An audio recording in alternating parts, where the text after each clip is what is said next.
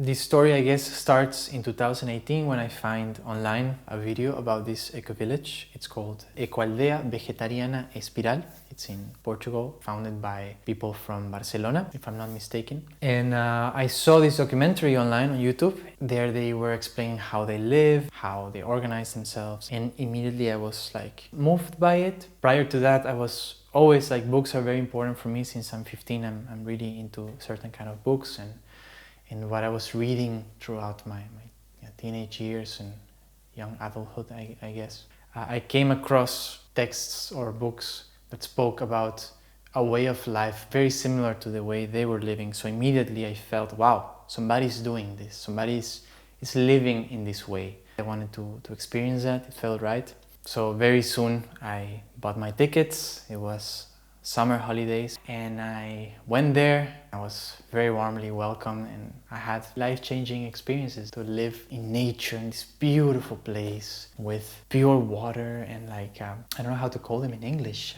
It's not a river, but like whatever. There was a waterfall and waterfalls actually in different places, and no phone. You know, you could use your phone if you left the eco-village, but just talking with people and connecting with people and having a lot of space and not being exposed to ads everywhere and screens, and really taking the time to clean things from like wounds and stuff, limitations that I had. And that was the first time, and the second time I went with my family, which was different, also with my then girlfriend. So the dynamics were different, but also was amazing. Everyone loved it, and I wanted to write a song about it. I wrote the story of this character that leaves the city, and his friends think he's crazy because, oh, where is he going, right?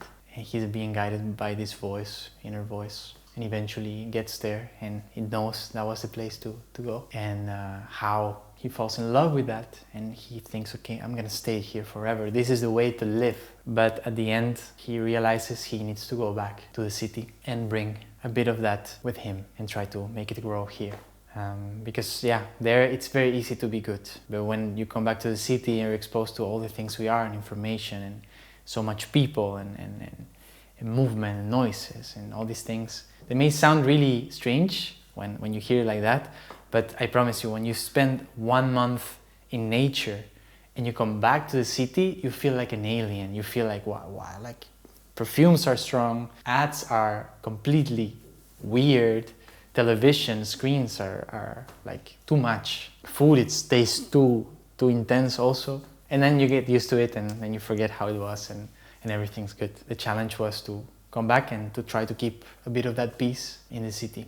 So that was the idea. So when I set and I really decided, okay, this song is about this eco-village and my experience there, and I want to write it, was a moment in which we already finished Sirens. We were working on Igual Igual in Stacking Up Dust, and this song was not even finished. I didn't have the lyrics, I didn't have the whole story, but I knew I wanted to do that song, and then I had a deadline to finish that song. I finished it quite quick because of the pressure of needing to finish it in order to be working on it with Tobie. So after finishing the song, melody, lyrics, the harmony, I recorded guitars. Then also I knew that I wanted to write a vocal arrangement for the moment that is instrumental, and then I start singing in Spanish. I had a rather clear vision of how I wanted it to be. So we met with Tobie, and I think in 2 days we finished the production. It went really quick. He recorded guitars in it, electric guitar. He added a lot, synths. He recorded synthesizer for the bass.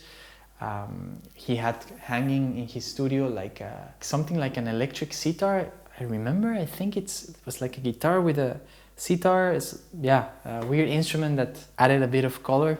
Eventually I recorded a piano in his studio also, and eventually I recorded vocals. It was the last song we worked on. It took me a while to start working on it properly. I couldn't find really the angle, what I wanted to say, till it just clicked and it went rather fast. And what I like a lot is that it also has, I think all the songs have it, but especially Sirens and this one have this sound where you can hear these folkloric influences from Santiago del Estero in it. And I'm really happy that the song also is in English and Spanish, kind of this song being the last one of the EP, merging these two different languages A lot of times people tell me when I sing in Spanish, I sing different than when I sing in English, that they like it more.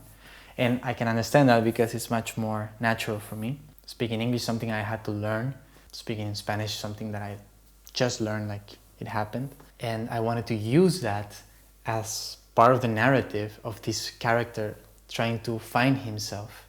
And eventually when he finds this place and this nature, in this village, and he sings in Spanish, "Ya soy de aquí, I am already from here." Like, it's clear that this character found his place.